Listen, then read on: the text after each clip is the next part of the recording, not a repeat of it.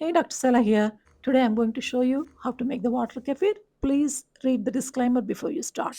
This is a rich probiotic beverage which contains beneficial bacteria, yeast, and it is gentle on the digestion. Unlike dairy kefir, never use distilled water. It's a natural detox support.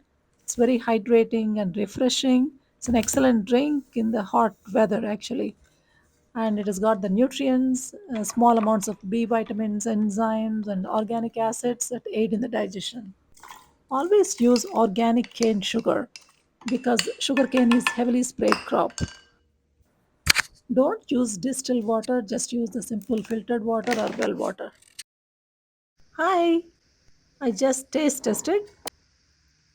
I'm sensitive to tea, that's why I like water kefir better than the kombucha. The texture of water kefir is light and fizzy, while dairy kefir is a bit creamy and tart.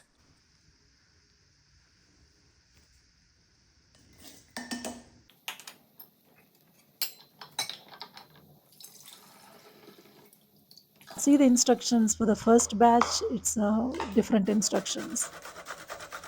And you can flavor with so many things, but my favorite flavoring is basil, curry leaf, and ginger lemon.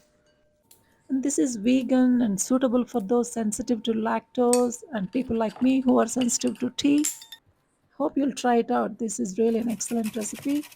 And lemon flavor is actually very delicious and it goes well with the water kefir.